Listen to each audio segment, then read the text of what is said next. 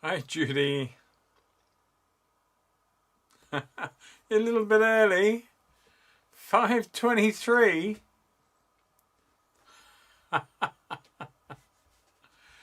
Wow, that is certainly being keen. Good evening, everybody. Say hi if you're watching. And I see there are 6 sitting on the side, and that's fantastic. And change these glasses out. Excuse me for that. But I can see what I'm doing now. Right. There's now 5. There was 6. I've frightened somebody away. Okay.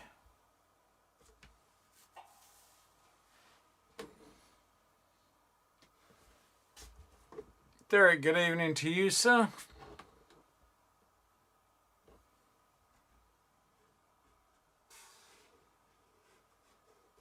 Just checking the whole of the canvases in shot.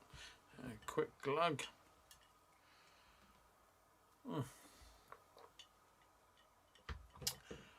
Lynn, good evening to you. Is this your first visit, Lynn? I can't remember. I do apologise if you've been before, but it's lovely to have you on board.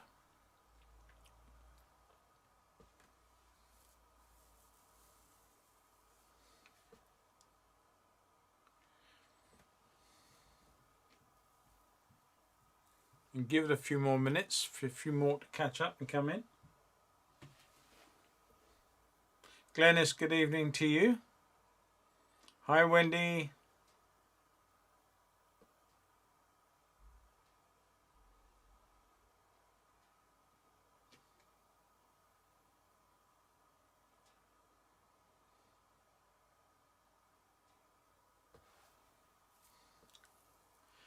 Apparently Judy's been here since 3:25. 5, I mean. I can't believe that. David, good evening to you. Luke, good evening, mate. How are you? You've been dragging your parents all around the country, I think.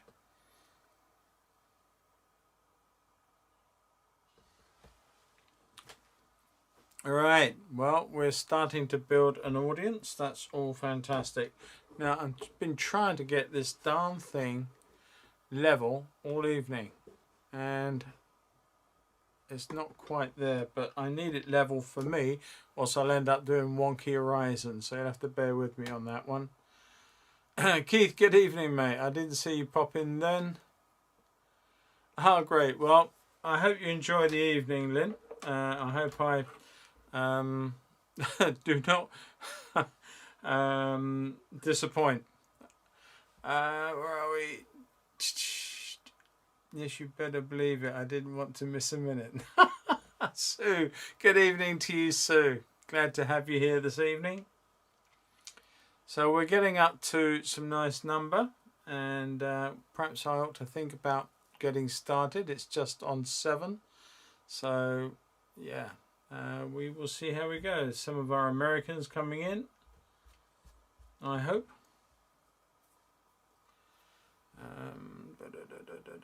Everyone's saying hi to everybody, so you're all preoccupied right now.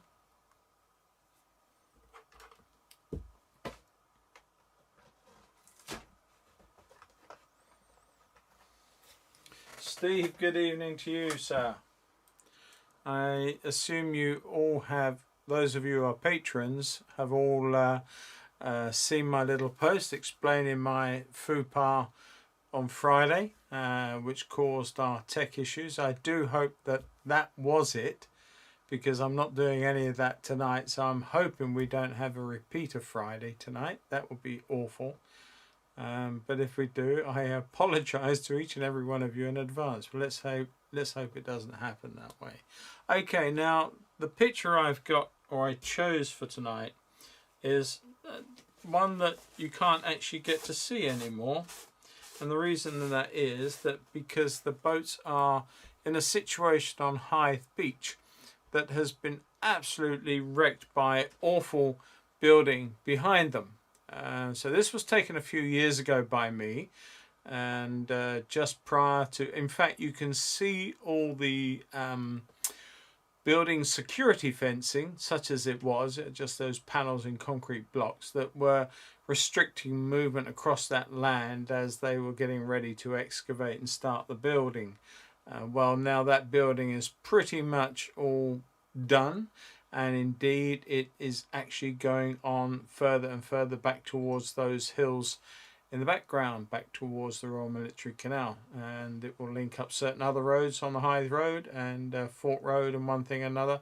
So the whole thing is going to be a bit of a well, a sprawling mass.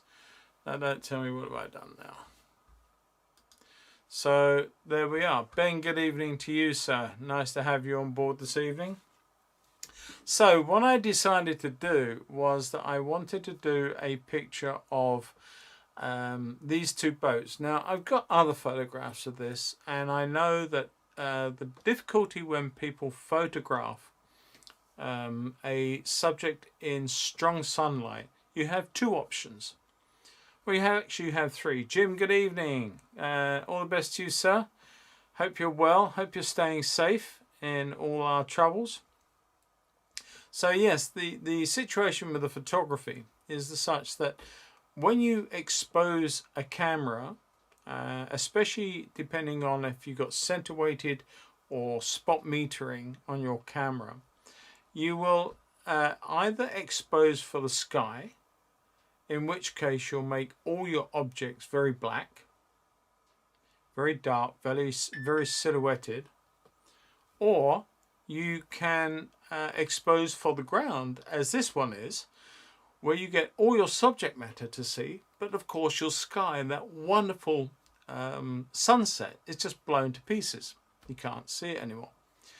Or the technical way is you would do either an HDR shot, or you would do a you do two shots and then you can sandwich and post, and you can get a high dynamic range, or you can get two shots, one exposed for one the other. And indeed I've done it before where I've exposed for somewhere in the middle and on each side of that, and I have all three as references. And if you are going out and shooting sunsets, sunrises, and you want to have something that you can actually paint from, then just bear this in mind, that if you are able to alter where your camera focuses on, because it will take a reading based on what it's focused on. So if you aim it down slightly, just below the light, into something a little bit darker, some of the trees and what have you, then it will expose for those. You can see what's going on, but it will blow your sky out. Not a problem, you got that shot in the can. Second shot will be trying to find something a little bit in the middle of that and expose for that, and you'll get somewhere halfway, but you won't get it perfect. And then of course the other one is to just expose for the sky, hold it up a little bit, aim it up a little bit, expose for the sky, and then it will just silhouette everything in the foreground. But that way you have the material, you have the information when you come to do a painting to do what I'm going to do tonight, is to draw the object, and then the rest of it you can refer to your other one, your other shot, to look at all the other colours that you really need to concentrate on and hone in for the whole picture. Now I haven't got that other shot with me tonight, I am just going to be making it up, but at least you can see from what I'm doing, I'm not going to put a bright sunset down because my values of the boat's got to come down as well, but not totally. Okay, so with that long introduction over, I'm going to start drawing. So now I want to reposition the boats, and before I go on any further, I'm using mechanical pencils, as you all well know, and there are several out there on the market. As to which one do you buy or use, entirely up to you, but I don't like hard leads, not when it comes to watercolor work at all. And you can either buy something like this one, which is a 1/2 mil lead, and you can buy leads up to 4B in that, or at least I haven't found anything softer. So 4B in a 0.7, this is 0.7. and you can only get up to a 4B in that. So 2B, 4B is fine. The softer the better.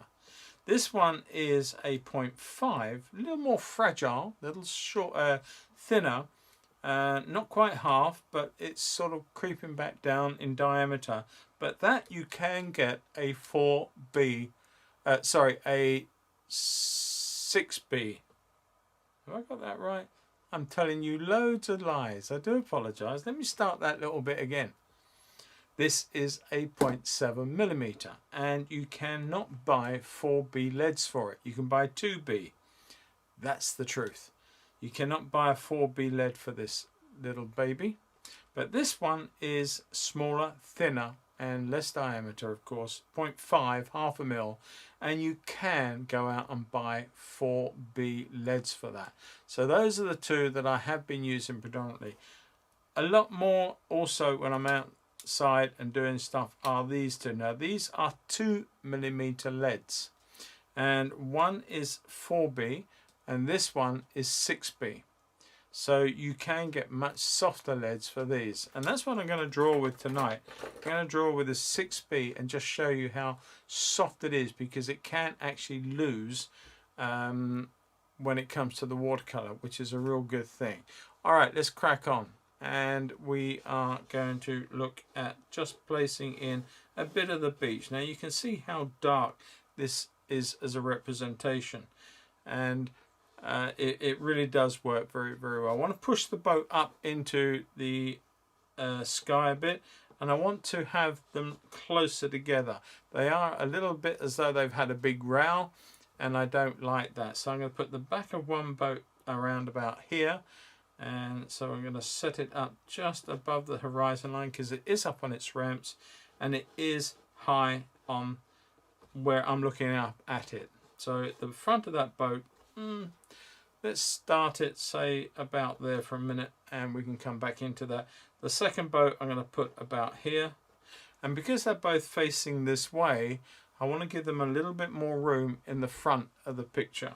And this one is a little bit more front on, but look at how they are in terms of height. Now I put that one quite high.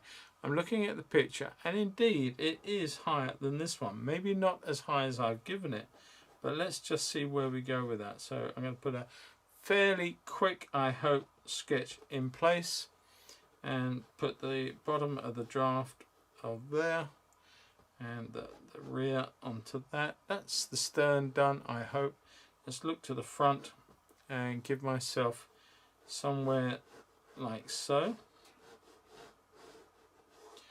And nice thing about this type of lead too is that you get to see it a whole lot easier than trying to squint hard at the screen and seeing what the heck I'm drawing. So there's that, and it's quite level. So we've got a big bow on this vessel, and we've got the keel runners on there. That's stabilizing, and then we've got the center keel. It comes down here. Anything that I need to adjust, I will adjust in a little while. I'm just starting out to see where I need this whole thing to be.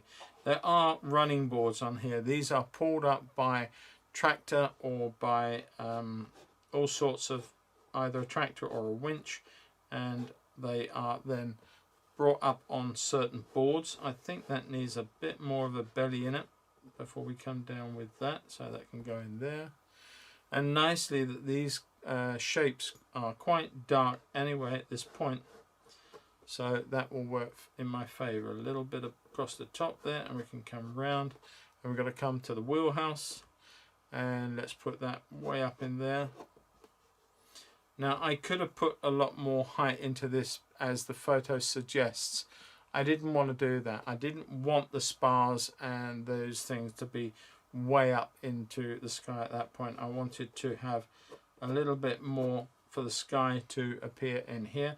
And if at the end of the day one can always make a second judgment and literally cut the paper down here if you felt that that really was a necessity. Hopefully we won't need that at all. So I'm just going to look at that and look at the shapes of the windows. and come down the side. There is the back of it here, and then of course we've got other objects within the deck here that we can just see popping up over the side, and that actually comes up there, and we've got other bits and pieces down here. Can't see too much of what's going on, so we've got that there. It's got a little bit of an angle to this wheelhouse, quite honest, and it could be just a little bit wider than that, like so. Alright, it's got a shape to it too. The roof is not flat, it is curved front and back, like so, and then you've got that shape there, and then you've got these large poles, marker buoys, I'm guessing. These are attached to cork buoys that will bob around in the water, I think. I don't know totally, I'm assuming. So if I'm wrong, then please correct me. Park up on there, look at that, just checking this. What was that picture from? My beach at Hastings? No, this is from Hythe in Kent. Sorry to disappoint. But no, Ben, I have got actually pictures from Hastings, and I do intend at some point to do one of those pictures. Not on the heels of this one, but I will be doing one at some point. Another window through there. Lots of other bits and pieces going on in here that I can't really see what is happening. I'm going to leave this old hut out on the back end there, and I'm just going to concentrate on both the boats tonight. So let us put this one in, and it's a big old vessel, but it is nicely shaped. You can put in, down and around. You get that nice sort of figure of 8 going on. You can imagine that sort of coming down and backing into the stern and almost as it's working. So a nice little gate out, and the same on there is not enough from my point of view, just a little gate out there. Big transom compared to the other boat, so that comes down here with the center of the engine and the rudder, and it is more foreshortened because it is further along and closer to where I am actually standing, so I can see the foreshortening. Now I'm just coming up here and changing the shape of the front. I wasn't quite happy with that, so I'm going to take that around like so. I need to check. That's what I thought. Okay, so I'm going to come back in there, take that out, and I want the front of the boat to be slightly lower than there. So let it come down and around, and just check that, and that will just come back into that space like so. Alright, so I'm happy with that. There are some things, I have no idea what they are, sitting on the back of the boat. I don't know at all what they are, but they are there, so they will be put into the picture. There on the front, I do know what this is. This is obviously, these are posts or cleats, rope posts that are built into the boat. But this on the front end here, you can see 2 parts of this metal gadget sitting right up on the bow, and this is where the fishing nets are hauled in. So I'm guessing in the bow, in the guts of this boat, there is a winch for that purpose, and so it will haul the nets up through here like so, up and into the boat. In size for size, I think this is less of a sort of a fishing boat. I mean, sorry, that's wrong. It's a smaller fishing boat in terms of what it would be doing commercially than the one next to it, yet it seems so much bigger in size. But I suppose we don't measure everything in that fashion. So yeah, anyway, I digress. I'm going to put the keel in through there. Stabilizers on the side, they are not as low as I've got them, but I'm not too worried about that. And we have pretty much our boats drawn. I'm just going to put the front end of that going across there. Check that I've got a nice shape to that as it comes over and then back down. Alright, I'm looking at that. It seems okay. You're never 100% sure, but it seems okay. Now then, Tracy, good evening to you. Teresa, good evening to you. Right, so I think overall we are okay. I'm going to put a little bit of a distance in there. And I am going to be putting some dark passages of the boards and all the bits and pieces that are laying on here underneath this vessel. And there's a lot of rubbish been stacked up against this one. I don't quite know what it is, but we will employ it because it gives a nice degree of difference and information that is laying on the beach at this point. So let's just put that in there. I'm not going to try and paint that very fine line in. That's possible, I could do, but I probably won't bother. I'm just going to check my drawing, make sure I'm happy with some of the shapes that I've got before we start going in with the paint. Like so. That actually runs up at an angle and then almost joins the bow here, and then that just has that little lurch forward in the shape. And on top of this one, of course, we have a very similar device to the other boat. This time it looks more like a pair of car wheels that are fixed to a bracket on top of there, but again it's the same thing, winch. I assume it's for winching. Now I actually don't know if that's where it pulls it up the beach through that winch, or whether or not it's where they bring the nets in. So again, it was a little bit of guesswork on my part. I could have got that very wrong, and apologies if I have. Now in the distance I am going to come in with just a suggestion of the hills beyond and the downs. These are the North Downs as they come round. I'm going to continue them through there to give you a nice backdrop, and then we've got the shingle beach up through here, here and here. And as I say, now all of this is built over. Really sad, but they call it progress. I think I call it greed, but progress is the official term. So okay, I'm not going to get political. Right, I think I've done enough, and we'll leave it at that. Now if you are a little worried about how heavy your graphite is as a drawing, then take a putty rubber and lift some of this off. A lot of it will disperse in water, believe it or not. It's amazing how the water picks some of this up, but if you are unsure, then you can just tap it away like so and take some of that dark out of the drawing. You can still see your drawing, but you are alleviating potential problems further on by taking some away. Let's say it depends also on whether or not you like to see the pencil marks. Some people do. I actually don't mind. I quite like to see my pencil marks in a drawing, but some people, I know there are some purists out there that are totally against seeing pencil marks in watercolour, and I don't understand that totally, because as far as I'm concerned, it is something that is part of the painting process, and it's a bit like saying we like oil painting, but we mustn't have any of the brush marks showing. And to me, that's part of the painting process. Your question, excuse me everybody, I'm just going to answer Wendy's question. She's asking me about those leads, and these are the 6B leads, Wendy. They are from look at that, can't even see a name on here. Where are we? They're Kohinoor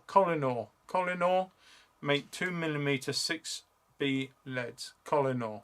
Okay, and I mean, if you really want to get chunky, you can buy your own little Kohinoor pen. I think that is 6mm.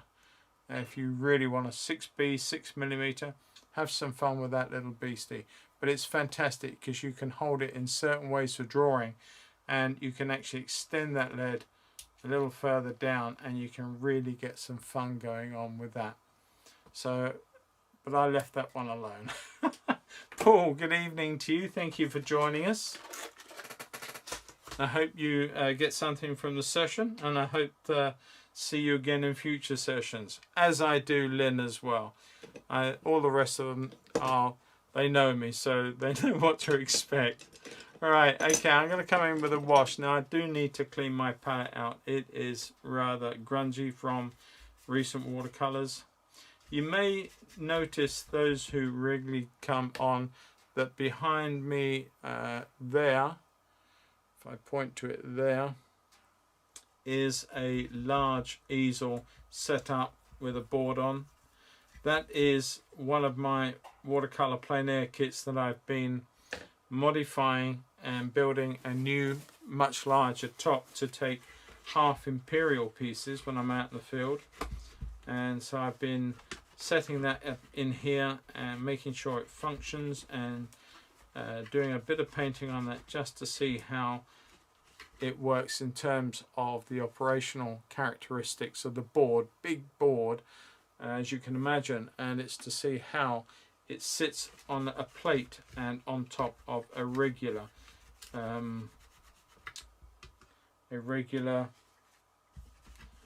tripod is what I'm trying to say. And what I didn't want is to have so much flex that when I went to draw on it or I went to paint on it, it would sort of move out of my way and cause me more problems than it was worth catering for. But I have to report, it is absolutely stunning. It works well.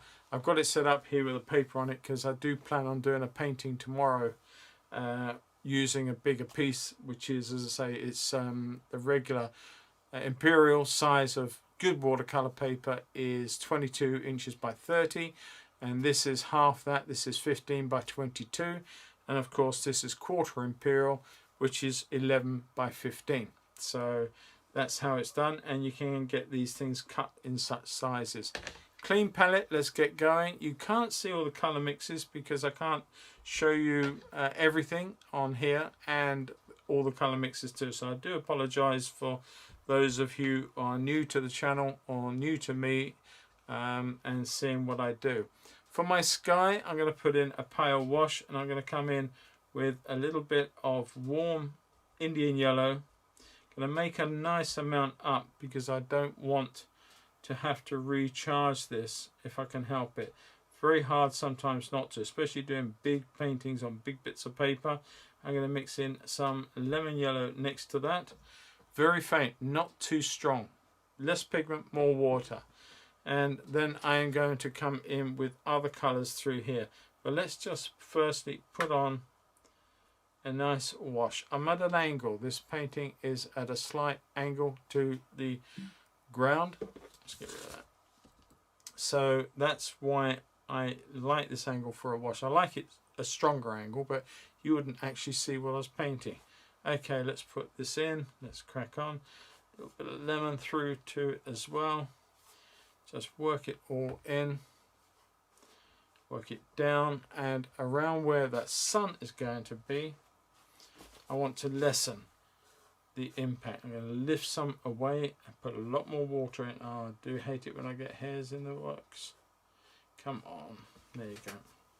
So just going to lift some of that out and allow that water to come down and around this area. So I'm going to bring some more in and down through here.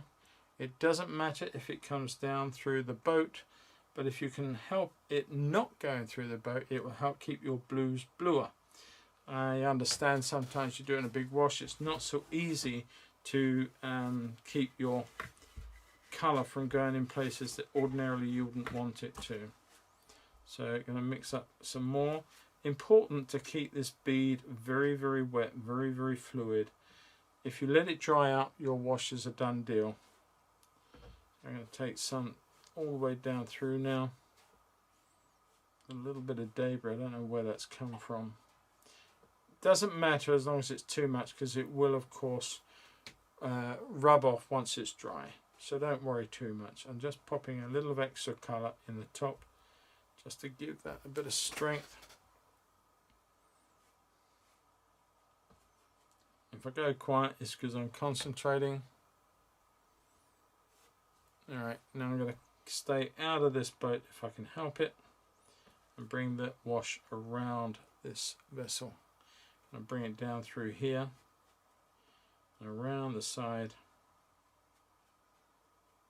Come through those green hills and take this one all the way down through here too,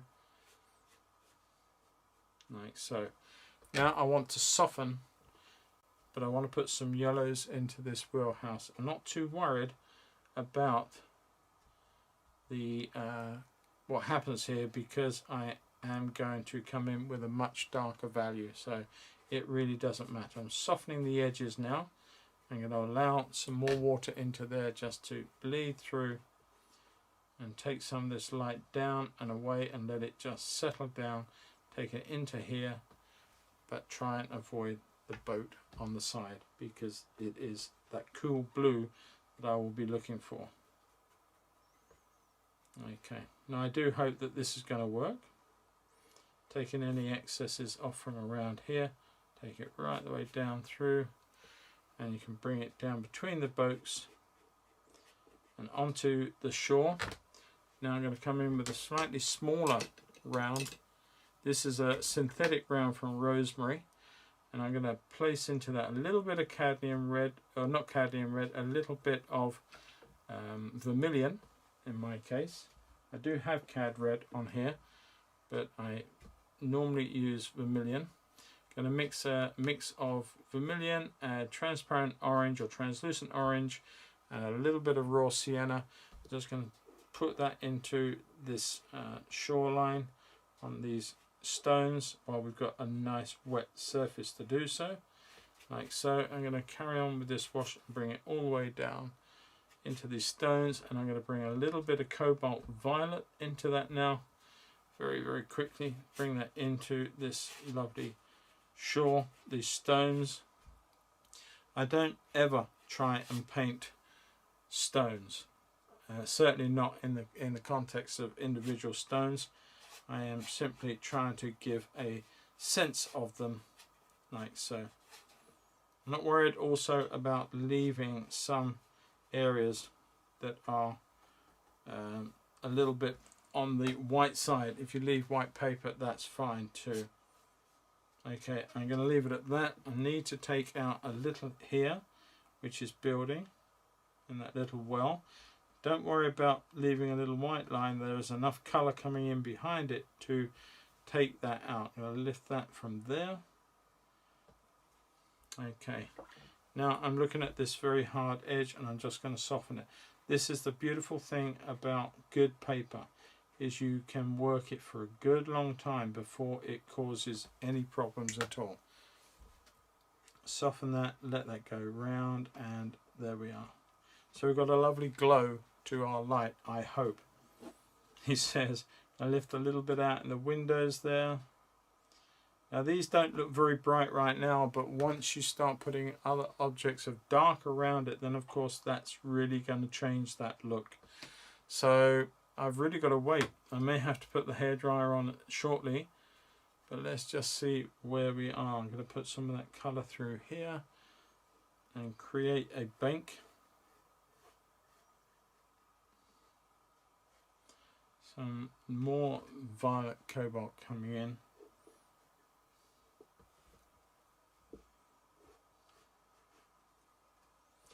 Little bits and pieces.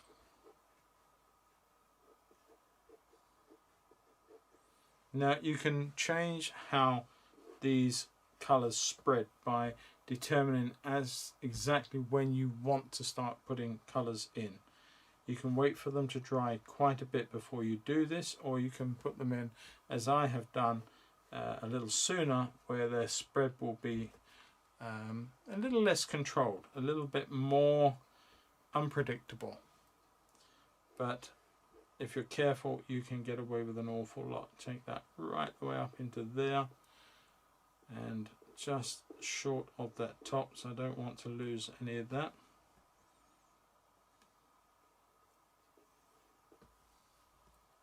As the fingers of the colour reach out, you can just go back in and play with them. Got an awful cauliflower forming there. I didn't spot that. So let's take that out. Let's take that out altogether, and we can do that very easily. What it was where I took a hair off here, I left a bit of moisture on the side. That's something that you really should bear in mind. I should have done, and I didn't. But the thing is that when you're using masking tape, water will sit on the side of masking tape for a lot longer before it dries off than it will do on the paper that you're painting on. I'm just trying to sort this little mess out while I speak to you. And if you're not careful, this will start to dry out, but this will still be wet. And that's why when you see people painting, you'll see them often going over and cleaning off the masking tape, because that is the last thing you want to happen, is paint pushing back. I don't know what that is. Get rid of that. Okay, so you don't want it pushing back. So you can see here where the paper is a little bit wet and it started to push the pigment back in. Not so noticeable with the white, with the yellow, but it would be if it were a darker colour. Try and lift some of that off the stern of the boat before we proceed, and out of there, lifting some of this excess where it's starting to pool again. You see how that sort of spreads. That was lifted and it sort of spread back in again. Okay, not too worried, it's not a problem. We will just work around that. Luke, wow, 27 people. It's great to see these become more popular, as they are great entertainment. Thank you, mate. That's very kind. I haven't looked at 27. I only see 23. Perhaps you frightened some away, Luke. Or did I frighten them away? Haha. Never mind. Let's hope they come back. Let's hope they find their way back. I'm going to just do a simple little blot right in here. Just want to try and lift a little bit of that off, just to give that sense. The paper is stained, so I'm not going to influence too much. I just want to lift a little bit of that off, and that is where the sun is going to be at its brightest, I hope, if I get this right. If I don't, then look for Mark 2 next week. Alright, so now we've got a bit of dampness in here. I want to play around with some other colours. I'm going to use that violet colour, and I'm going to add just a smidge of Venetian red to that. So we've got ultramarine violet, and we've got a little bit of Venetian red. I'm just going to start putting in some cloud forms in here now very, very quickly, because I don't want too much drying in the paper to have an effect, and it will do if I'm not too careful. I'm going to bring that in. I could have waited for it to dry, and possibly that would have been the sensible thing to do, but I also wanted to have a little bit of bleed, a little bit of spread. So if this goes horribly wrong, then there will be another piece of paper coming out very, very quickly to replace it, but I hope we don't. Nice big sweep of cloud coming through here, and it will come up to here a little bit, so I'm going to bring that through there. Now the trick is also, when you're doing it this way, is not to have too much water going on. You need to try and measure the water compared to what's there, and if you've allowed it to dry too much, then it will cause you a problem, or it can cause you a problem. I'm hoping that I would have got away with it. I really do. But like all things watercolour, it can come back and haunt you, or bite you, or cause problems. Now I'm looking at some of these bleeds here, and I'm just going to soften that up. I've taken most of the moisture out of my brush. That's gone dry a little bit too much up there to do what I wanted it to do. So I am just going to take a bit of the edge off.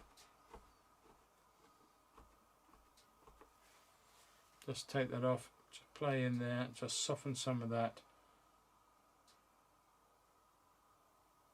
Okay, not too much. This, however, is all wholly different. This has got nice wets involved, and now I can drop one or two other pigments. I'm going to put a little bit of indigo and some Venetian red or Indian red, whichever one it is I use, I will look it up one day, and just come in with some stronger darks in here, just to pop in while we can, get some weight into some of these clouds. But you can see that they got that lovely yellow running around them, giving them that lovely little corona of light. Taking some of that up into the back here. Something like that. I don't mind this getting more yellow as it goes over, purely and simply because it will lose out to the brilliance of the sunlight that's happening. Okay.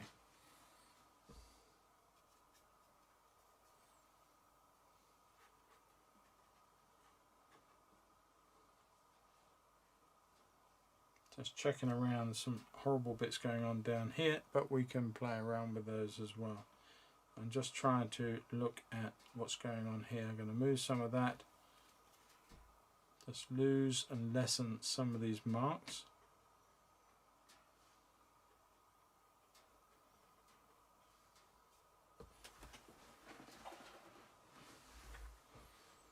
And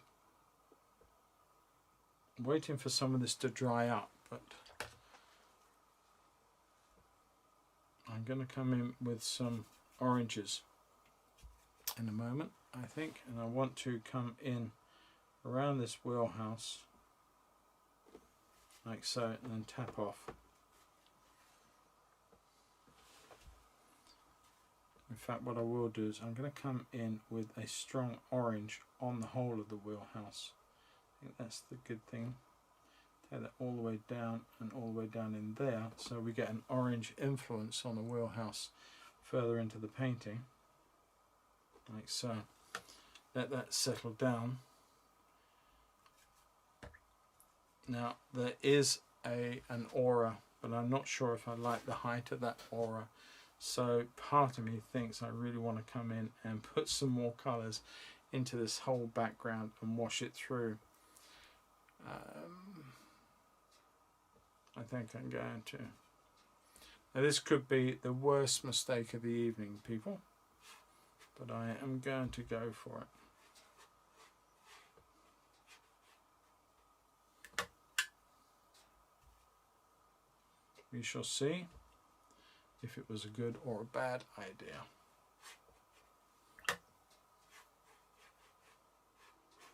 I come into some of those clouds, and hopefully they're still wet enough to accept what I'm doing. Like so, because what I wanted to do is bring some other reds in, some oranges and reds, which I feel would be evident. So hopefully I don't or haven't lost the chance of doing that right here. I bring some of that in, turn it all the way through.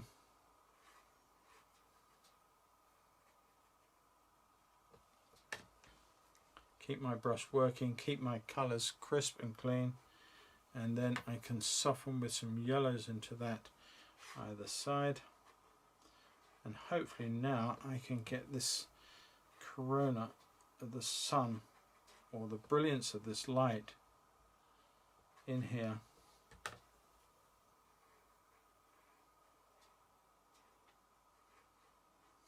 Okay.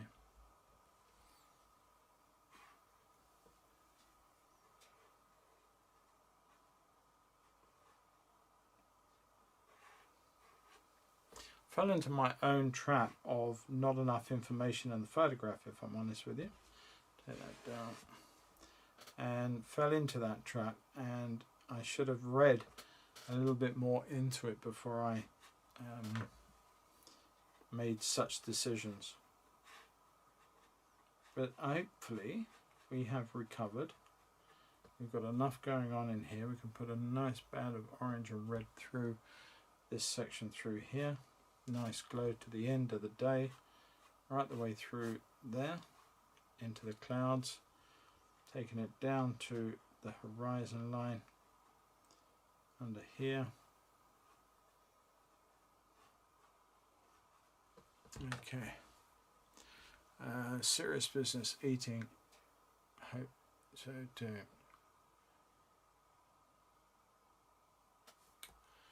Ah, okay, now then.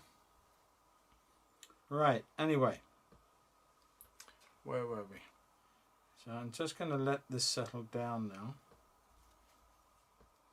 And hopefully that was the right decision.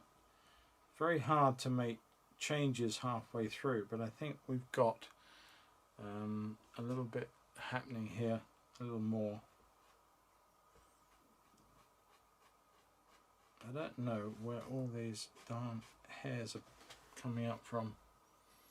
Trouble is, I've got one of my cats keeps walking around, and just they are shedding, and I'm guessing that's what's happening. Right, now then, let's just see where I need to put some more colour in here to give this a bit more purpose now. Don't want to drag any of the other colours through if I can help it. I'll bring some of that into some of these clouds. So now you wouldn't normally do it this way, gotta say. You would do it and you would go darker and darker, but I've made the decision with the clouds before I changed my mind and done what I'm doing now. So I hope that I can get away with this. If not, it'll be a resounding failure.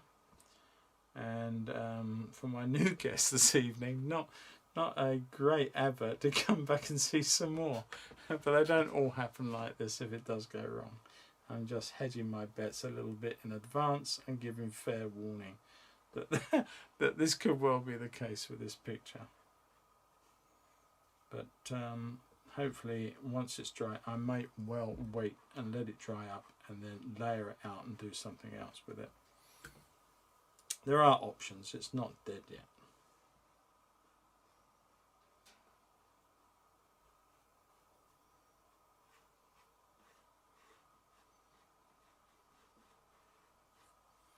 I'm actually coming over some of those blues and turning them with the red influence into the colour. And on that one too. And into some of these. So I'm warming the whole of the sky up. It's going wrong. It really is going horrible.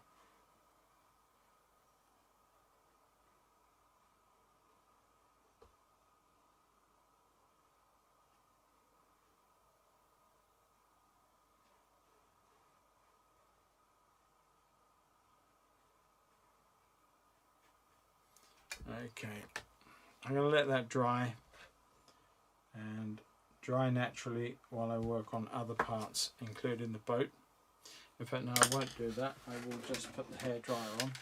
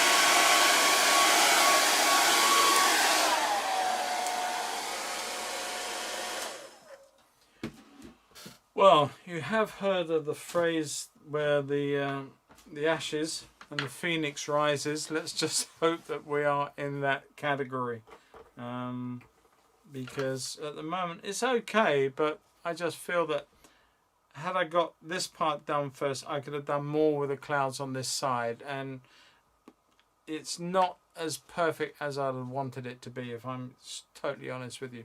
But never mind, we will carry on and we will see what happens before the end.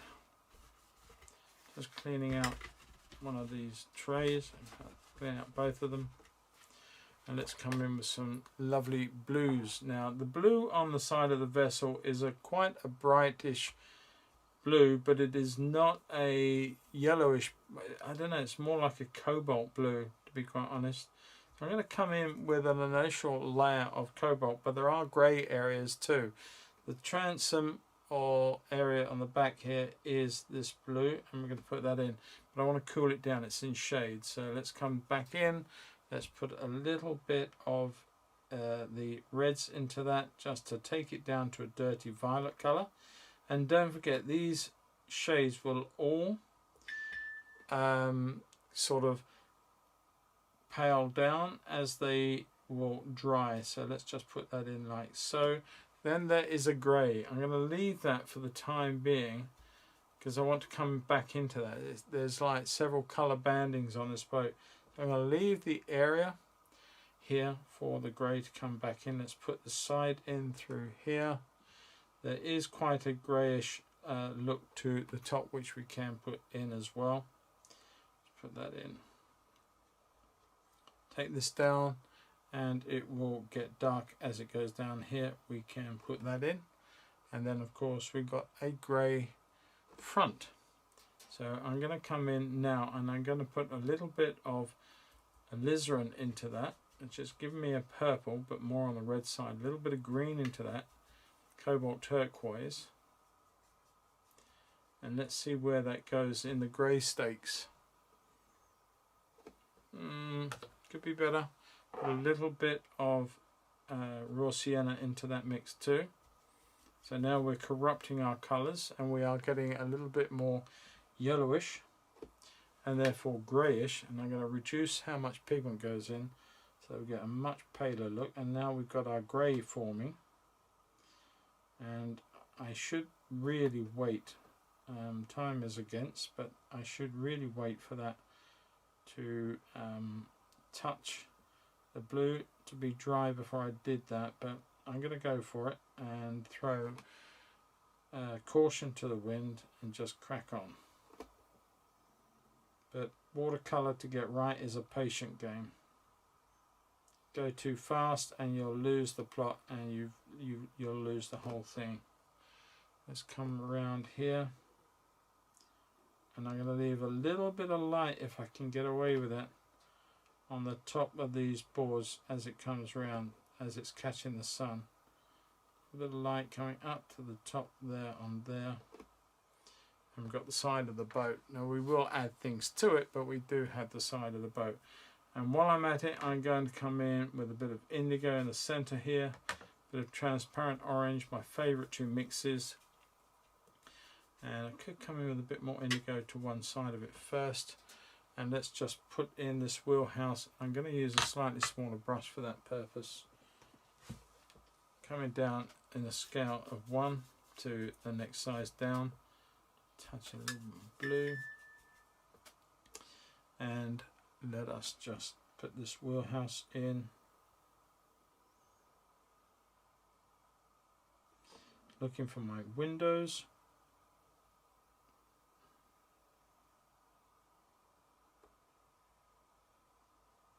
Taking it all the way down to there, and just checking where the windows are.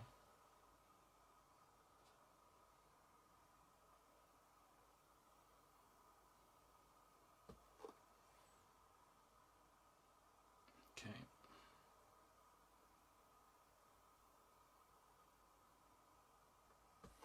All right, and that's got a slight sense of blueness about it as that comes down. Tap a little bit of cobalt into the mix.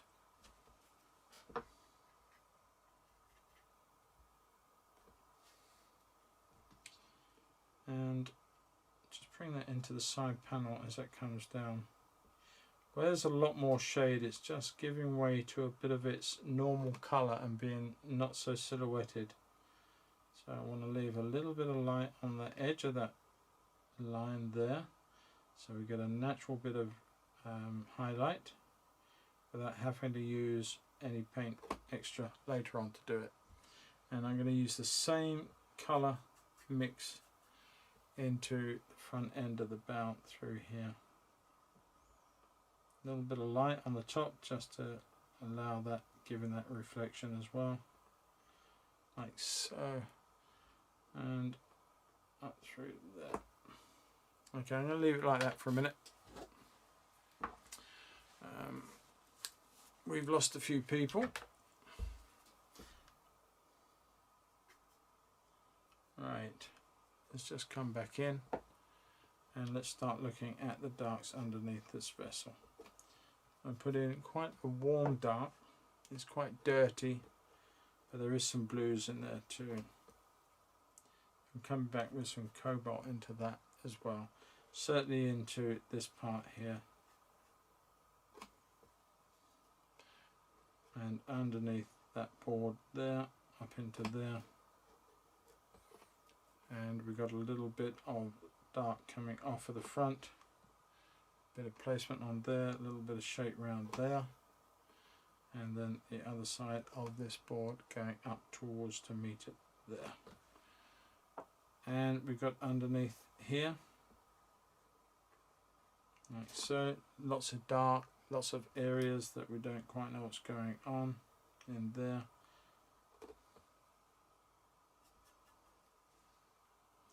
Coming down with the rear and down into there.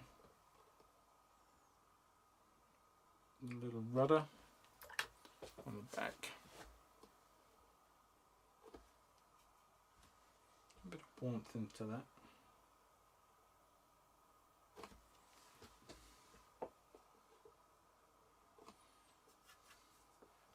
Alright, now I'm going to come in with some more colour on that stern. So to that end I'm going to come in with some cobalt, a little bit of cerulean, more cobalt, bit of the darks into there just to take it away a little bit. Need to test that colour. Too green.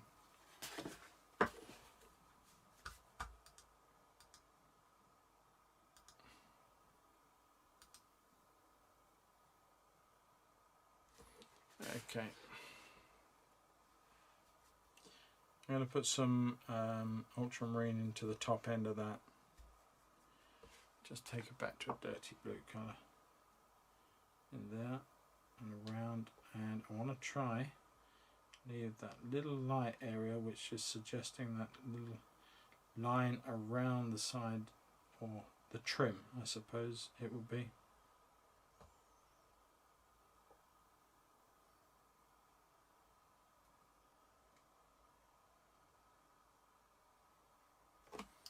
Alright, going to come in with some more blue, some more ultramarine blue. Just take down some on the side of this now. I've just gone through my grey, look at that, what a fool. You can't make this stuff up, can you? Ha! I didn't pay attention to that at all. Right, and take that all the way up through there. And see if we can't get this back.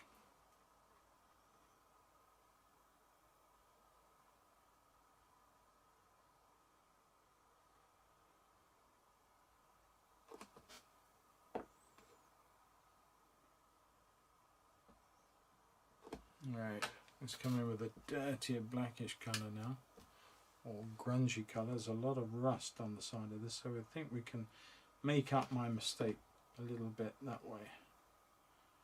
Head it down through there and down through the front here.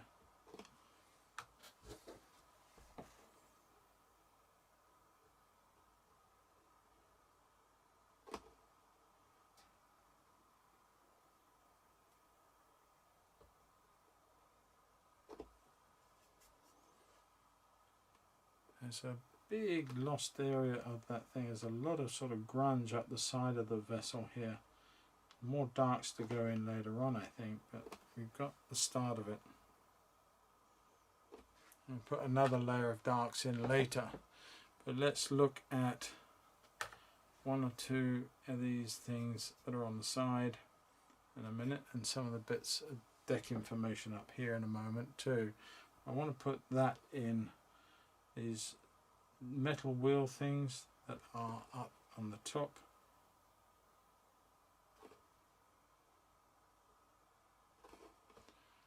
Like so. There's lots of bits of information.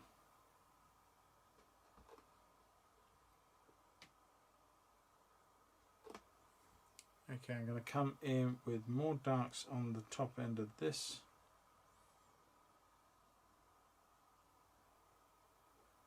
Line down through the center and through there.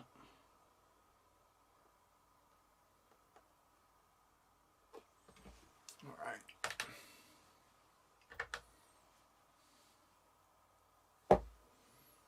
Okay. Some greens. Let's look at our lovely reflection, the lovely greens in the distance of the downs. So they're quite a cool green. I'm going to use a lot of the blue and a little bit of the orange just to come in here. I think that's too much. I'm going to come in with some ultramarine, maybe a little bit of the violet ultramarine, and tap in a little bit of my cobalt green. Let's just see how that looks. I think that's a little better. Take that down to the back end of this boat and all the way up to the front of this one. I want to try and put two areas in. I want to put another area in there. So I'm going to come up here with this one, taking it down through these posts, down around the side of this vessel, up there. One or two over the top. Now I want to take this hilt a little higher through here just to give me a little bit of light over the back end of this vessel. So I'm going to suggest there is a bit of a tree line going on here, and then it can come down and disappear behind the boat and then come back out in front here. That's what I'm going to use. Put that down to there, and then run the other side also.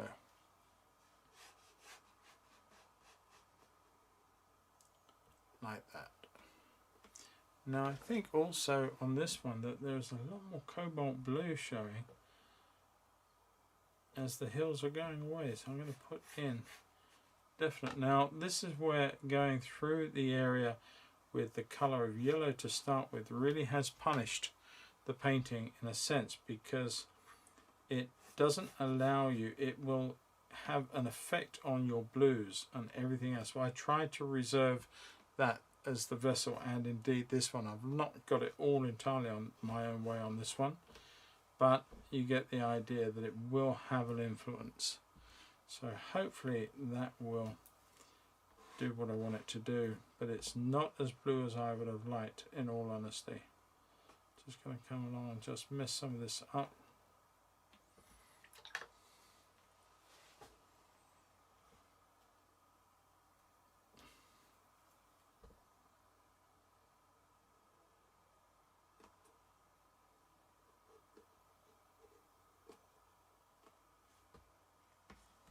Okay, I'm going to come in with a fresher green, a little bit of Indian yellow into my bluey grungy mix, a little bit of lemon in there as well, just to give it a bit more freshness. And then just come back through here with, needs to be a bit lighter than that, a little bit more yellow going into that mix, I think. Like that. It will bleed together a little bit, I'm not too worried about that. I just wanted to try and suggest extra layering of something else that's going on through here, like so, and through here also.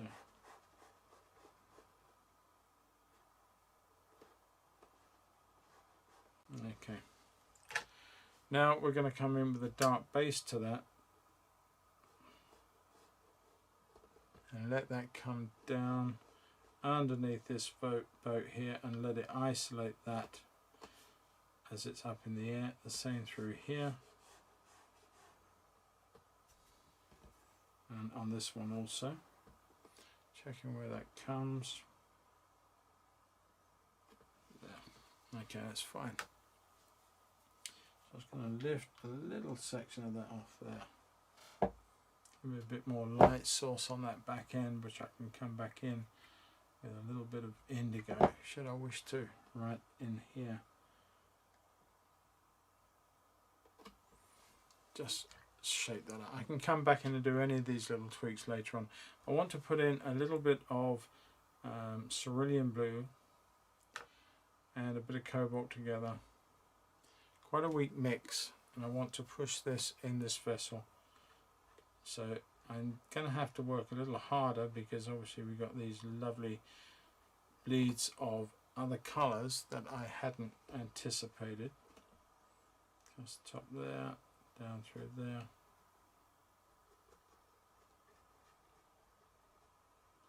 And just leave that to settle down. As I say, it would have been nice to have not had that. I'm not overly worried, but it would have been nice not to have had that. Okay.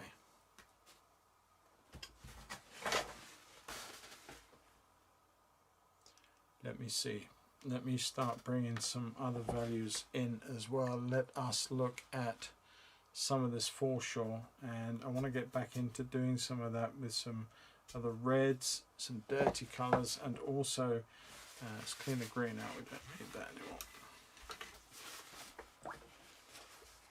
A little bit of the red and a little bit of our lovely cobalt violet with some indigo in that, and let's have a lot of water and let's just see where those colours take us.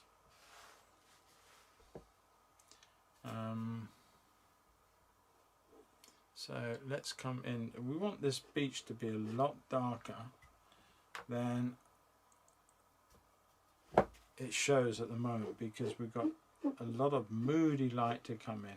But now I'm using a lot of dry brush technique to try and suggest that we've got the stones and different areas of these sort of go up and down in folds like this, contours basically on the stone. So it would be nice to try and mimic some of that and leave one or two areas that are still grabbing some light as we come down with it. So try and work them in and create those lovely areas with a little bit of red and a little bit of raw sienna together, give you those nice warmer values on the stone, but it has to be a little bit sort of broken and not so strong. And take some of that through there, leaving some of the real light bits just to show me that there is sun catching some of those stones way off over there as they come down and behind the boats. But I don't want to make everything so heavy that we lose the sense of what we're on.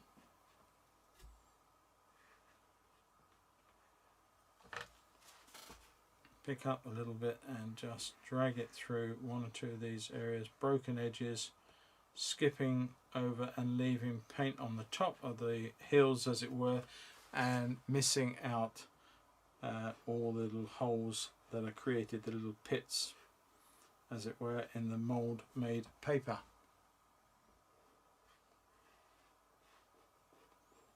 And just carefully dragging information through. Maybe a little bit more sienna would be nice. Catching some of that light through on this one.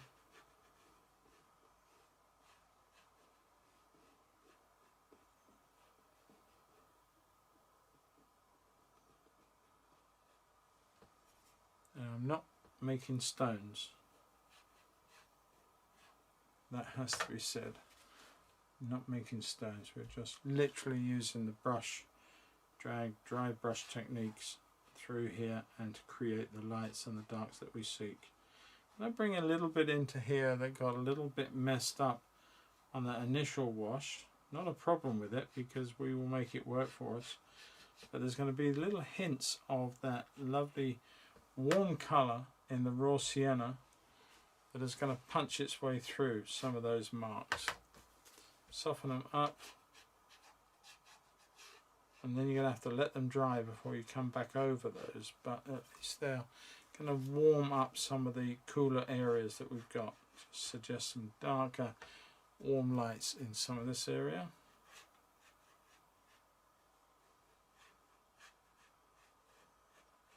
And just let that settle down.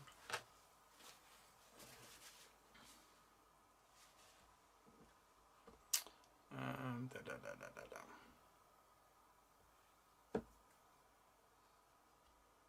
coming back in, I'm going to leave that for the moment. I just want to come back in with some indigo into here and some orange into the indigo, and then let's look at some of the darks on the back end of this boat now. So we can lose some of this discoloration by coming over here with that nice dark, and it's actually a bit warmer than that. I think a little bit more orange into that mix, just to put that over the back.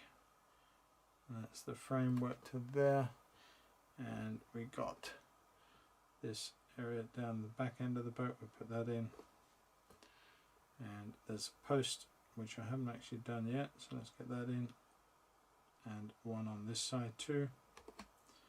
Alright, and we will come underneath here now. Let's get that lovely dark accent under there. Let's get that going, and we've got some dark stuff coming off of here. Supports, I have no idea. There is the rudder in the same way as this one is on this one, but we will leave that for the moment. We'll come across here now. We'll put that dark underneath. There's a little bit of light pushing through on the stone, so I'm going to lighten that off. Bit of indigo, bit of blue, cool in there. Just lighten that off as that comes down. And if it's not enough, we can always go back in. A little bit dark down there. That's it. We're painting negative space as well. So now let's look at these sides. I'm not going to, I will use a rigger. I will try very, very hard to put a sense of these sides in this vessel. So we have got that one that goes across there. So let's try and put that in like so. But as for the rest of these, I do need to actually put in a gradiated wash value down the side of the vessel. A bit more blues going on, and maybe even a little bit of orangey yellow into that. And let's get this in first.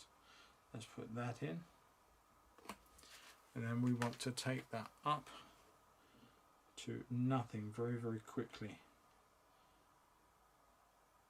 like so.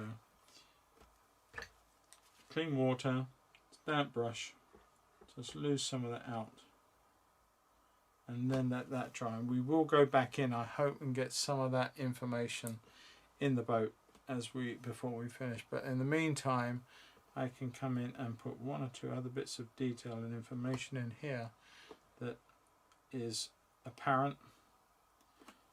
A little bit of blue and a little bit of orange.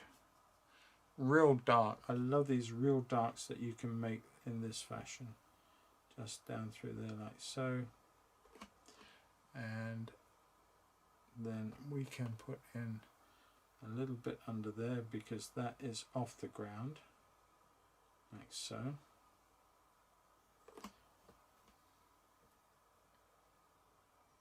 A little bit forward of that, a little bit of bits and pieces laying around. There's quite a bit of that sort of thing here. There's a lot of bits and pieces that are laying around. The odd little board that's laying on the stones here. Big heavy timbers that they use to drag the boat up. There are going to be some little bits of shrubs going in there shortly. So I'm just coming back to look at this one. Bits of information on the back here. We can come in with a bit of a darker mark into there now and under here. So it's nice and dark, but we can leave that lighter area of the dark underneath the boat. Just come in and look at the shape under there. So this is all in darkness, all in shadow. Nice darks here. We can bring that through there, take that through there like so. And again underneath that board in that fashion. Now we can actually use the darks and the shadows to suggest the way that the beach is running. So here we've got a nice little dip, so it looks like it's going up and over, and we can do the same thing here. We can suggest that that is higher on a bit of a bank, and then this slips away to a shadow underneath the back end here, which we're going to do now. And I've got a bit of too much light showing. I'm going to have to change that in a minute, but we've got a little bit of shadow coming down here, which we can now utilize, and it does tell us that the boat is now on an angle. And we can use lots of little props and things like that to make that happen. I haven't actually put in the dishy wheel things here. I'm going to put those in now.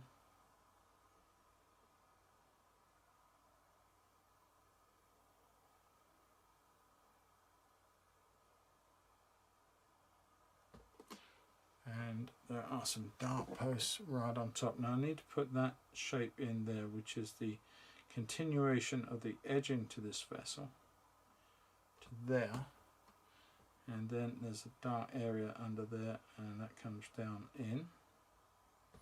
And we've got the same thing. I'm going to continue this on now down the side of the boat here and all the way up to the front of the bow.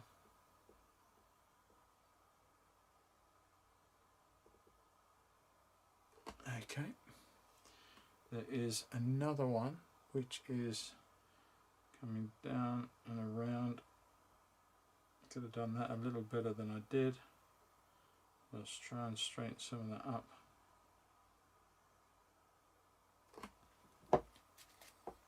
And there's a buoy or a fender, not a buoy, a fender on the side. I keep getting that wrong. I don't mean a buoy. It is a fender.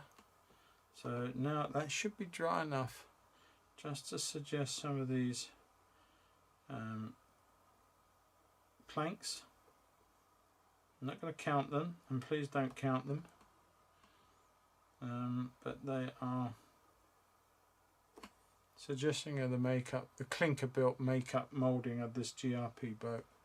So GRP being that it is glass reinforced plastic, and the shape of the hull is the design of those planks is what they would have called in the day clinker built, and the old wooden boats would have been lap planks that would have been shaped, and it's good for displacement of water, etc, etc. So that's what that's about. I'm going to put a little bit of suggested rust and dirt on the side, especially around under here,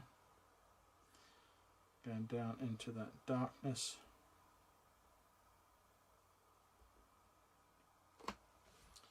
And there is quite a bit of rust on here which I want to try and bring into play. So that I'm using some red, some orange, and just come underneath this board here like so and let that run down.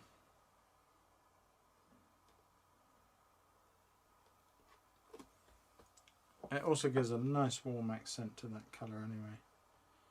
So there we are. Nice bit of dark. I'm sure that the owners of the boat would be horrified to see so much rust on the side of their boat, because in fact it's a lot less than that, but it doesn't matter. It really doesn't matter. I'll take that down a little tad, just soften that down there, just a little tap less. And okay, now then, where are we? We're still going and we're still cracking on. There is a lovely little name on the side here, and it's called Leslie 23, I'm not too sure. I'm just going to suggest not normally put this sort of information in, but it is just nice if you can see enough of it to put something in. A little bit of marks there. I'm just seeing where I need to put extra little bits and pieces, and again there is some shadow. It's interrupted by a bit of green netting that is in there, so I'm going to use a little bit of that cobalt just to suggest that there is a bit of green net there. And take some of that off, clean the brush, and I'm using the rigger quite a bit, as you can see. Just going to lift a little bit of that out.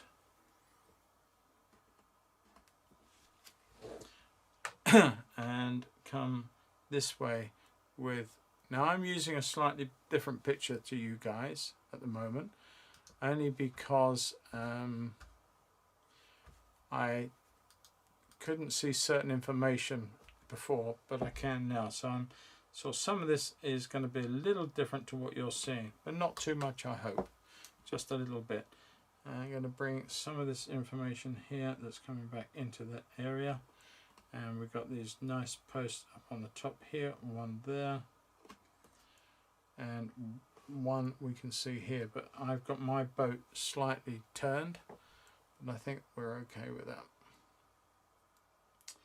And I'm going to put a rope that's holding this down in a minute. I'm going to leave it for a minute because I want to put in a slightly bigger brush, and I want to come in with some green in the form of Indian yellow, lemon yellow, bit of my cobalt green, tap of the other blues that I've been using, making it a little bit darker.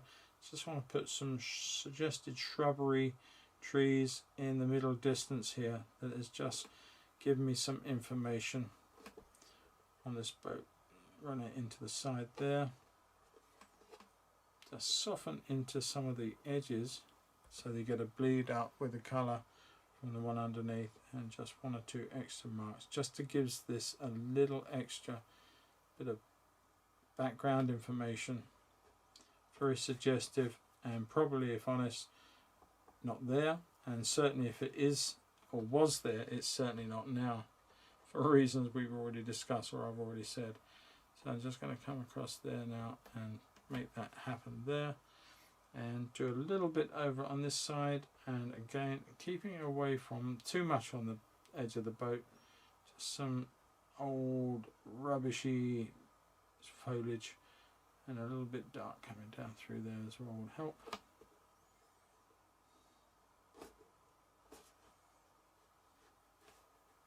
There you go, got a bit. Let that dry up and that will be done. I have some little dark bits of information to come back in with a bit more orange into my indigo, and we shall put some marks in some of this area here. I'm not quite sure what I'm looking at, so I'm just going to sort of wing it a little bit. I don't know what half of these bits and pieces are, but there are things in there. There's something on the side there that's sticking out and over the side. Little bits of information.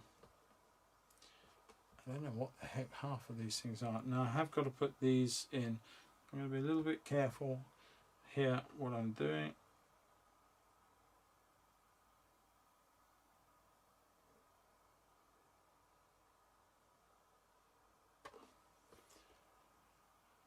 Ooh, okay.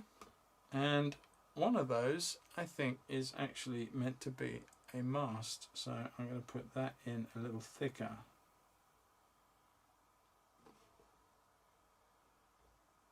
Like so. I'm going to put another one of these large poles in. No, I'm not going to leave it as is. There's another one in there. Like so.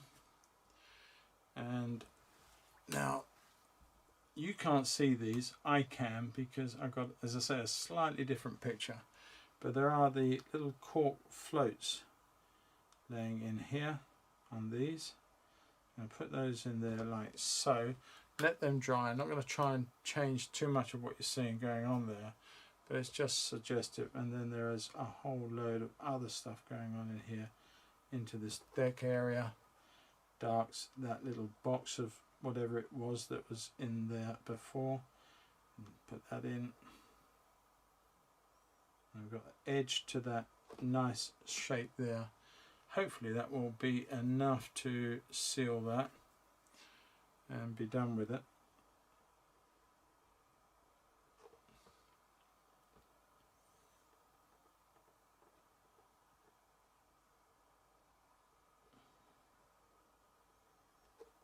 Just darken that off that wheelhouse a little bit more there. I want to give that a little bit of a blue, more blue bias in there.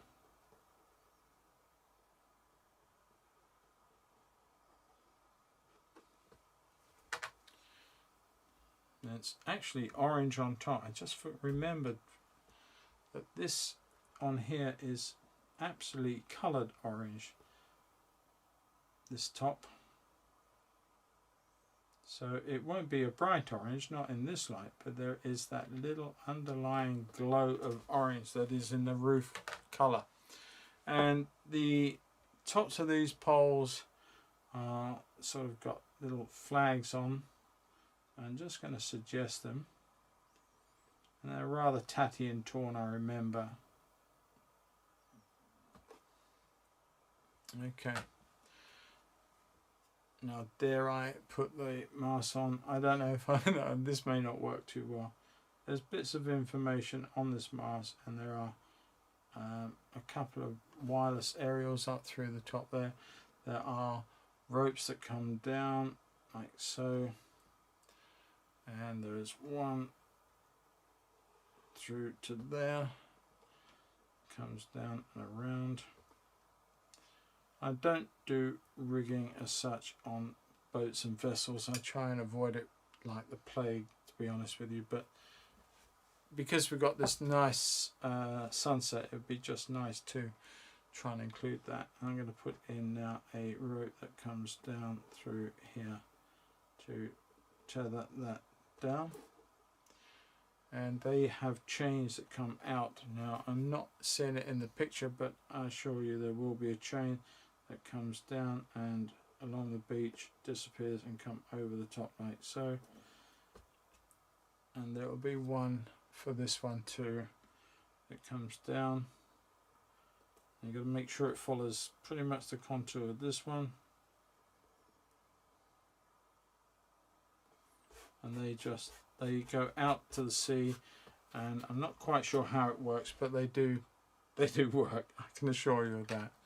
Alright, it's all coming together. If only I could be that bold with colour. Great ideas, Paul. Thank you. No, that's alright, Sue. I nearly lost it myself, to be quite honest with you. But I think we just about kept it together. And I do say just about. I'm going to put a little bit more dark up on the front of the bow of this. Got a little bit of red in it, and that's fine. And a bit of cobalt blue into that. Just to dirty it up a little bit.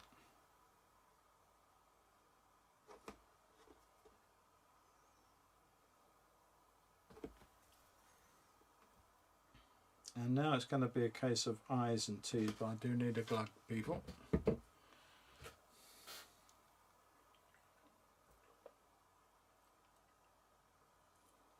Okay. Right, now then, this is sort of, now we are looking at the last bits of this. I'm going to put some indigo down, a bit of the orange in there. And that is just a fantastic dark, indigo and translucent orange.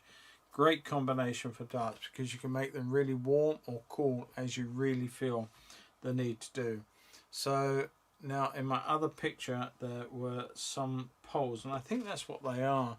I think in one picture I'm seeing, and I do apologise that I have skipped to a different picture than you guys are watching, but it was necessary, I have to say. I'm just trying to go back to that picture. Bear with me, there we are. And yes, there are little bits of sea cabbage through here, which I'm not going to try and put in now. And there's a lot of other stuff going through the back here, which I haven't put in, I don't want to. But there are an awful lot of things here. Now I think half of what this is here, there's a dark area of stuff going on in there, over the top of there. Just put that in, more definite. Give some of that box a shape. Don't know what some of these things are. And then a bit more water, not too much. You want to be able to see it when it dries. Too much water and it won't happen. There's lots of timbers that are laid up against this vessel, and I don't know what they are or what they're for. I don't know if they're more poles or what they are, but I'm going to put them in because they are actually giving a very nice finish to the composition at this point. So I'm going to put one or two in like so, and some of them are laying in the stone.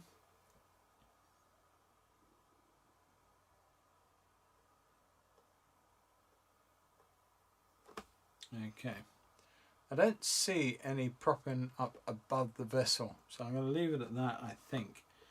And well, I might just sort of put a couple up there just so it looks like what they're meant to be what they're doing and why it's there. Right, so I've gone back to the original photo at the moment that you're looking at. I want to put a couple of bits of timber that this is sitting on here, and negative space, I'm leaving that going into that green. It's either sea cabbage or it's a piece of old netting. Looking at the rest of the picture, I'm guessing it really is sea cabbage.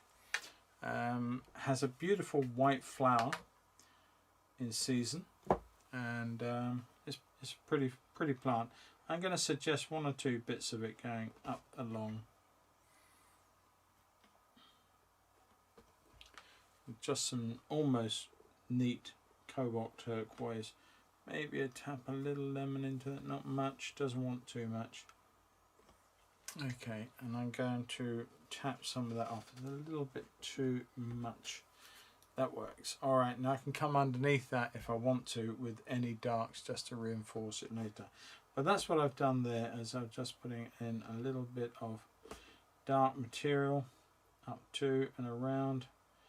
Just suggesting there's a bit of shade underneath these as they go off. Taps of information. And we're pretty much done. I haven't put the fender in on this vessel yet, so I will put in this. I think it's just an old oil drum or petrol drum, but I'm just going to put in something that resembles a shape, and I'm going to make it a bluish colour because it's not catching any of that warm sun. The cobalt to go into that, just almost neat cobalt, very little on the water. There we go. Now I'm going to lighten just one little bit, add some water into that just to lift some of that off, so it's just not an absolute black blob, which we don't want. Okay, I haven't put a little tether rope on the front of this, which I will do now.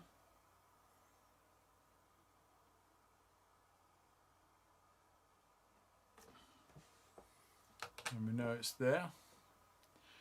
And I'm just really looking. I'm quite happy with it. I mean, it could have, lots of things could have been a little better. Catriona, good evening. Hope you can watch it tomorrow. Or very soon after. It wasn't without incident, I've got to say. It very close got to the point where it wasn't going to happen at all. But that's me. Bit of a drama, but there you go. 1 or 2 little bits and pieces. I'm just adding in some little tweaks that are not actually there, but they are helping the composition as a whole by just tapping the odd bits of dark marks in. Could be anything really. I mean, I'm going to use some of those posts possibly. I could put a little bit of couple of posts in, couple of old posts that just are sticking out like so. Nothing attached to them. They could be old.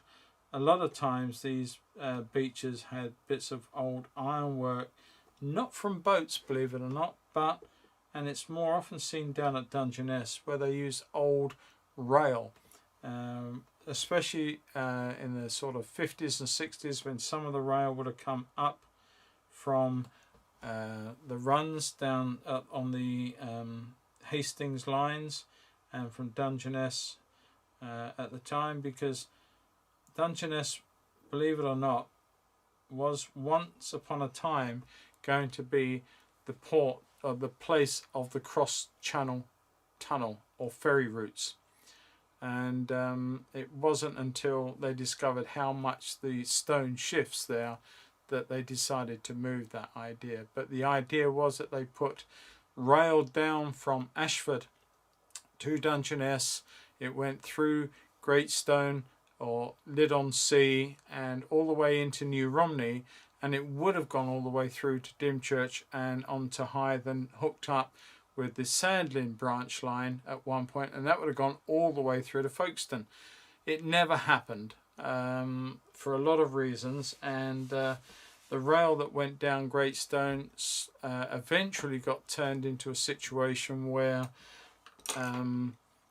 they wanted to use it for a huge, they expected a massive influx of holiday makers and people coming from London and from further afield, and wanted to do that and make it so they really concentrated on it. But of course all that sort of thing over the years never really happened, and eventually, sadly, Dungeness became really just nuclear, and all the building for the power stations in their day, and also the nuclear blasts, flask trains and all that sort of stuff coming down. So yeah, it's had a checkered career. But what I'm saying is, as and when rail and stuff was picked up and taken away, it was used for different things. So I think that just makes that a little bit different and adds something to it. Just going to come in and refresh a couple of little bits of it. There's a little dark mark in there just to suggest a bit more, and a little signature, and put one down there out the way.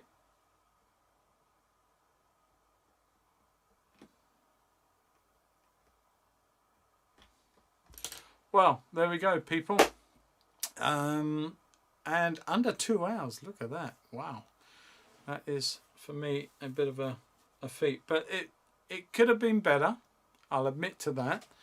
I think that the sky was a lucky hold in terms of what it is. I think that's got turned up a little bit. I kept looking at that horizon, I think it's going uphill. It is ever so slightly, but not much, not enough to worry. I'm going to take the paper off and reveal it. But yeah, as I say, that the sky could have been better. It was partly, well, it was totally my fault, of course, but it could have been better. But it wasn't, it's not a total disaster either.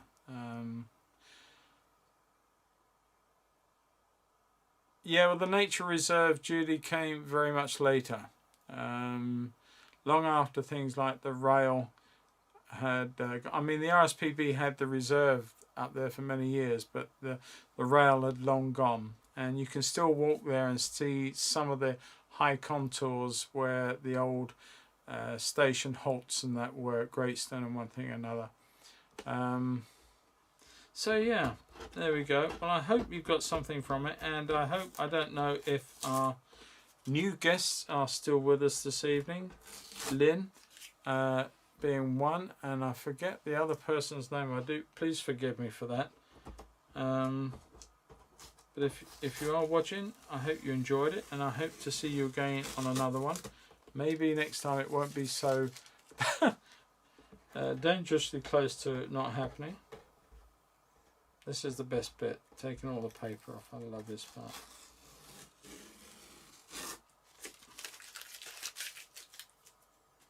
Certainly gives it an exciting colour, these lovely burnished orange colours.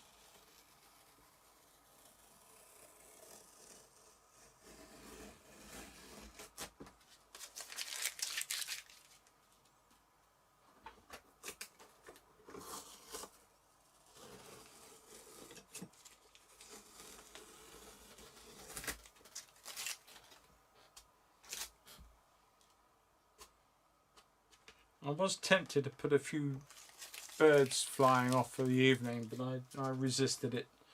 I don't want to put birds in every painting I do. But there we are. Nice heavyweight 300-pound paper. It worked very, very well in the end in that regard. And yeah, there you go. Love watercolour. The light on the white boat glows. Thank you, Paul. Bye. See you all next week. Look forward to seeing you next week, Glennis. Thank you very much for joining us. Teresa, thank you very much. And don't forget, those of you patrons, don't forget you've got your stream on Friday without as many hitches as last Friday, I hope. And don't forget, there will be a YouTube video out on Friday too for all of those who are not patrons. So thanks. Paul, sorry, I didn't mean to forget you on the side there, but I'm glad you enjoyed it and hope to see you again, and hopefully next time it won't be so close to disaster. But yeah, it's not always that way. Sometimes they just go really well. But I had an idea that I wanted to turn a very bad photo into something that's quite a pleasurable watercolour. I think we got away with it in the end. There's always things you see later that you wish you'd done at the time, but I think all in all we got away with it, and I'm happy at that. So yeah, I hope so, Judy. I had to put my hand up. It was my fault last Friday. I did something that I'd done once before on a stream and caused a problem. I forgot about that incident, and consequently I fell into the same trap last Friday. It will not happen again. Well, I hope it won't happen again. I keep paying my bills. There you go. But thank you everybody for joining me this evening. I think Luke said that we got up to about 27. And that was fantastic. I think 27. I think we've had 30 odd before, but all the time it is growing, and that really is encouraging for me to keep doing these. And there's no good if nobody wants to come along and watch them. All the time I've got an audience, I will keep painting, and I love that. So thank you very much for your support, everybody. And while you're all saying good night to each other and to myself, then whatever you're doing, whatever country you're living in, and whatever you're doing, stay safe, be happy, and do it with a lot of fun and a big smile on your face. But above all, stay healthy. I look forward to seeing each and every one of you either on my patrons or on my YouTube very, very soon. I do have a vlog number 3 coming out in the next few days, I hope. So that will be a little bit of an insight to a day and bits and pieces that I put into that. So I'm not sure what day I'll get that edited out. And just for the patrons, you know that I have worked all day today on editing the little girl in the sea, and so that you will have a video that you can watch. I will take down the live stream versions when I've uploaded the proper version, so you'll have something that is a little bit better to enjoy and watch without all the fuss and interruptions that happened. So I've been working on that today, and I'm just putting the finishing touches to that tomorrow, and then I'll upload it hopefully tomorrow night so you can enjoy it. But there you go. Anyway, I'm going to wish everybody a good evening and farewell for tonight. And thank you once again, as always, for your support. And as I keep saying, without you, it's not worth doing. So thank you very much for that. I appreciate it. I'll just give everybody a chance to say cheerio, and then I'll switch off.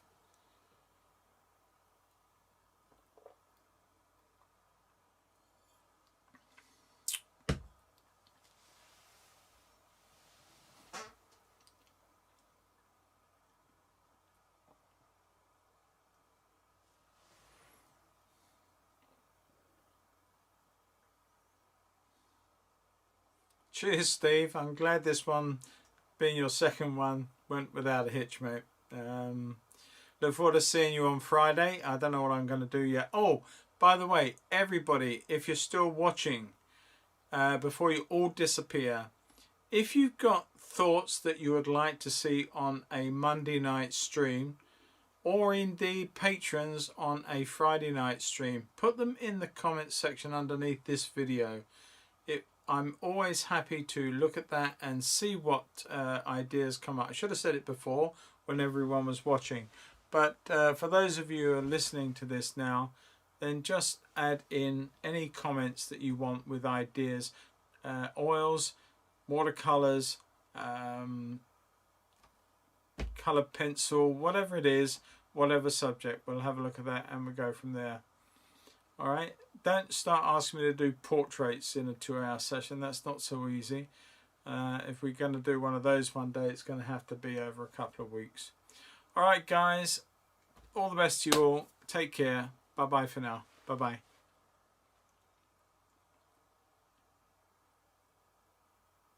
Hey Luke, take care mate. I didn't know you were still there. Cheers bud. Hope the railway's going well mate. I'm sure it is. And I guess you've been out doing a lot of train spotting up until this week, of course. Or this last couple of weeks, I'm sure. I don't know how easy to get out and to see some of these trains.